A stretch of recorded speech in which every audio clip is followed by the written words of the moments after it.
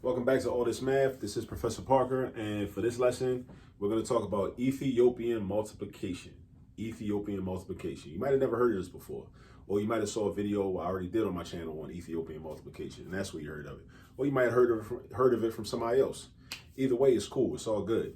I'm doing this particular problem because somebody that saw a video on my channel, they attempted to do a problem, and they didn't get the correct answer.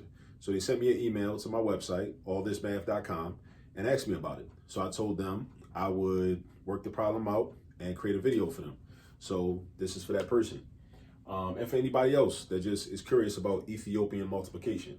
And I like the idea of Ethiopian multiplication because that gives a good entry point into having a discussion about politics, history, culture in Ethiopia. You know, one of the oldest civilizations on Earth, on the continent of Africa. So we can also talk about politics, history, and culture of Ethiopia, and also talk about mathematics as part of the culture and part of some of the methods that people in Ethiopia historically used to maintain and develop their civilization. So let's get into it. So we got 27 times 16, all right? Now, with Ethiopian multiplication, it's similar to Kemetic multiplication, or what some people call Egyptian multiplication, in the sense that we use a T-chart, all right? So underneath of 27 times 16, I'm gonna draw a T-chart. Now, the system of Ethiopian multiplication, it differs from Kemetic multiplication because whereas in Kemetic multiplication, you keep doubling the numbers in both columns, in Ethiopian multiplication, we're gonna take half of the numbers on the left column and double only the numbers in the right column, all right?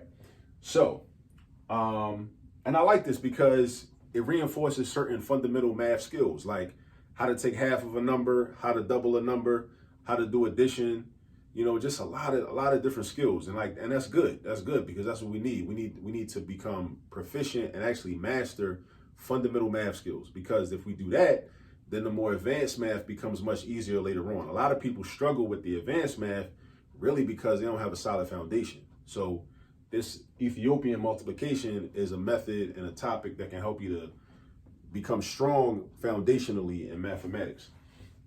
All right, so 27. So in this column, we're going to take half of this number over here, 27, and we're going to double 16. But first, we're going to rewrite the numbers. So on the top of the column, we're going to rewrite 27 and rewrite 16. Now we get started. So I'm going to take half of 27. I know half of 27, if you had a calculator, right, it would tell you 13.5. What if you don't have a calculator? Let's think of 27. This is one way to do it. Think of 27 as 20 and 7. 20 and 7. So you can take half of each of those numbers and then put those halves together, and that'll be the half of the entire number. So half of 20 is 10. Half of 7 is 3.5, right? Now 7 is an odd number. So let's say that gives you trouble, right? If you don't know half of 7, go one whole number less. Go to 6. Half of 6 is 3. And half of 1 is 0.5 or a half, or just 50 cents. Think of it as $1. Half of $1 is 50 cents. That's the same thing as 0.5. So we got half of 20 is 10. Half of 6 is 3. So that's 10 plus 3, that's 13. Half of the other 1 is 0.5. So that's 13.5. Now the beauty, one of the things that I like about Ethiopian multiplication is that we disregard all decimals. So we only dealing with whole numbers over here, right? Only dealing with whole numbers. So instead of writing 13.5, even though that's technically half of 27, I only concern myself with the whole number part, or the 13. So I write 13 down. Then I go over to 16. Now on the right-hand side, we double. So we do 16 times 2, which is 32. Because if I break 16 down into 10 and 6, 10 times 2 is 20. 6 times 2 is 12. 20 plus 12 is 32. Or if you got to break 12 down, that's fine too. 12 can be broken down into 10 and 2. Why 10 and 2? Why not 8 and 4 and all that? Because I want to break it down where I have one number that ends in 0, because that makes the math easier. So I break 12 down into 10 and 2 instead of 6 and 6, or 8 and 4, or 9 and 3, or 11 and 1, right? So half of, well, actually, no. If I break 16 down into, as I said, 10 and 6, I'm doubling 10 and I get 20, and I'm going to double 6 and I get 12, right? So 20 plus and if I break the 12 down, right, if I need to, right, if you need to, because you might not need to, you might just easily know 20 plus 12 is 32. But if you don't, 20 plus the 10 is 30, and then the 30 plus the 2 is 32. So this is 32. All right. Now, in case you're wondering, when do you stop? When do you stop, right? You stop taking half when you get to 1, right? You don't go past 1. We don't go into the fractions. We don't do that. We stop at 1. And also, we stop at the corresponding number on the other side too, right? So now I'm taking half of 13. Half of 13, 13 is an odd number. So I'm going to have a decimal again. Half of 13 is 6.5. Because if I break 13 down into 10 and 3, half of 10 is 5. 10 divided by 2 is 5. Or if I got to split $10 with somebody, I get 5, they get 5, if it's an even split. And then half of 3 is 1.5. Or you can think of 3 as 2 and 1, right? 2 and 1 is the same thing as 3. Half of 2 is 1. So I break the 10 in half, that's 5. I break the 2 in half, that's 1. 5 and 1 gives me 6, right?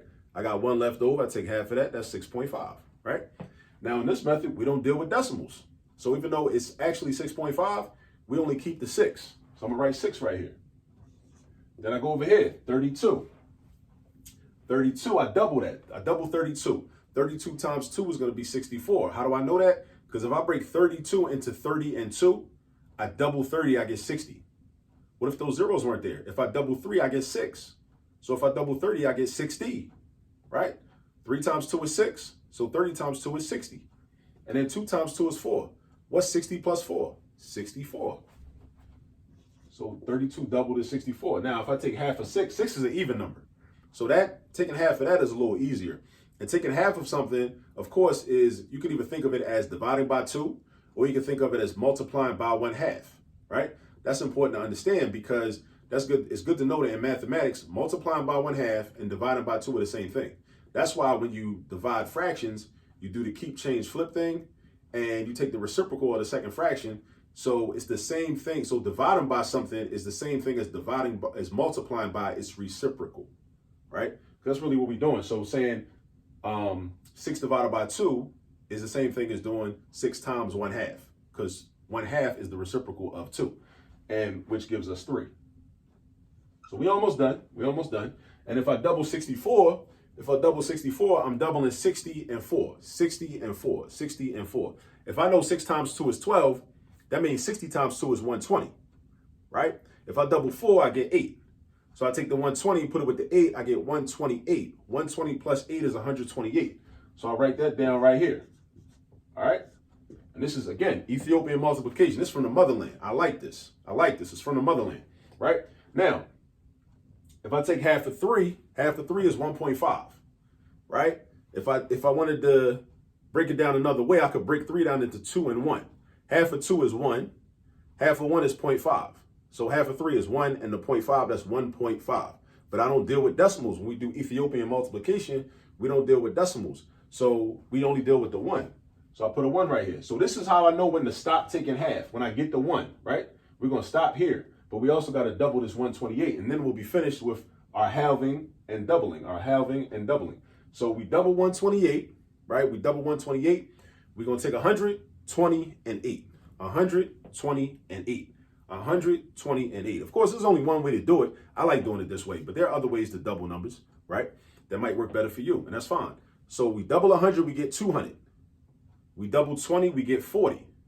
Because 2 times 2 is 4, so 20 times 2 is 40, right? Just like 1 times 2 is 2, 100 times 2 is 200. If we double 8, we get 16. That's multiplication facts. Knowing our 8 timetables and our 2 timetables, right? 8 times 2 is 16, 2 times 8 is 16. All right, so we got 200 plus 40 plus 16. 200 plus 40 is 240.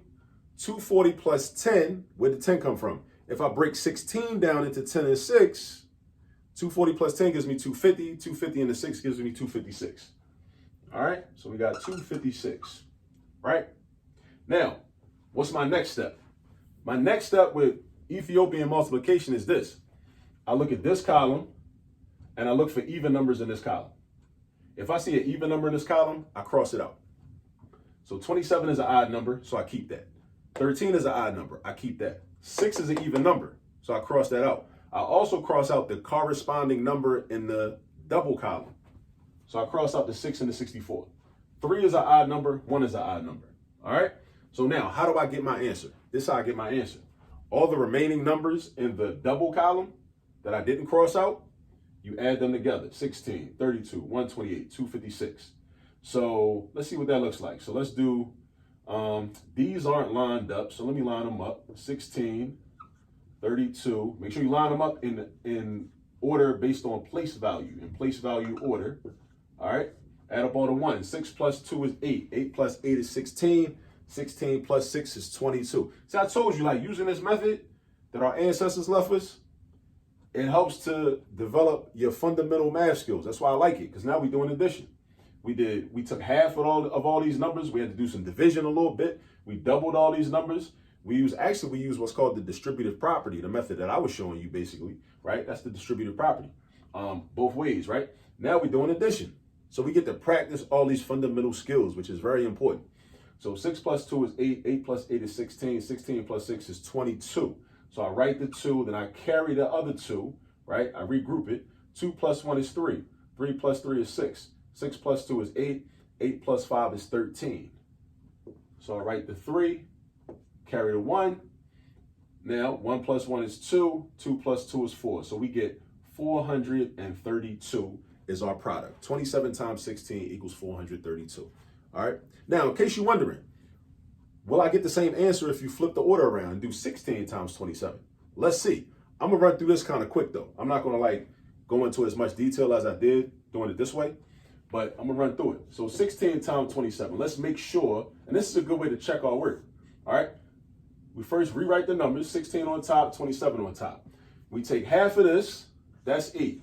We double 27, that's 54.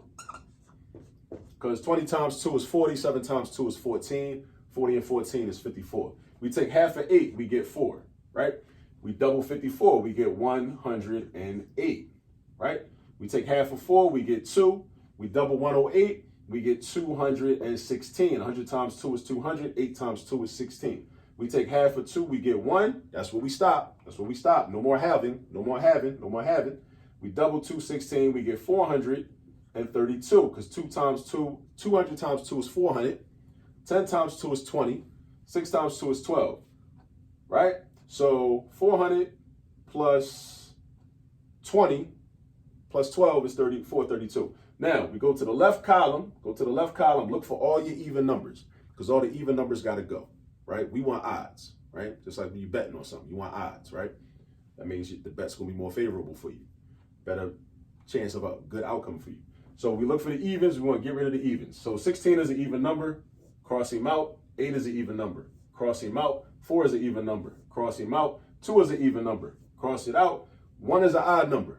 That's the only number we left with. So we go to the right-hand side, the double side. You only got one number left, 432. So you add in 432 and nothing. 432 plus nothing is 432. So we don't even got to do all this addition. So the answer is 432. So we just proved our work by using a commutative property. What does the commutative property say? The commutative property says that the order of the numbers does not matter. When you're doing multiplication, you will yield the same result. Doing 27 times 16, we got 432. Then doing 16 times 27, we also got 432. All right, so this is Ethiopian multiplication. I love Ethiopian multiplication. I love Kemetic multiplication too. I'm not sure which one I like better. I think it's a tie. I think it's a tie between like which ones I like, Kemetic multiplication or Ethiopian multiplication. I like them both equally as much at this point. So yeah, so I definitely recommend you practice this, make up some problems on your own, and just, you know, add this to your repertoire. So I know it's a lot of different ways to do multiplication. When I was coming up, we used the common method or the standard algorithm, or the long multiplication method where we stack the numbers on top of each other and we multiply up and diagonal, do all that. That's cool too, right? There are a lot of different ways to multiply. And there's nothing wrong with having options. Options can be cool, okay? So, but practice this method and, you know, get familiar with it, get comfortable with it. And shout out to the sister that sent me the email at allthismath.com and asked me for further explanation on this particular problem. Shout out to you, because you inspired this video. Go get some practice. Also, make sure you subscribe to the YouTube channel. Turn on the post notifications so you'll be notified when I put out new content. Also, follow us on Instagram at allthismath, so you can see content on there as well, and you can keep abreast of what we got going on at All This Math. All right, I'll catch you with you in the next video. Peace.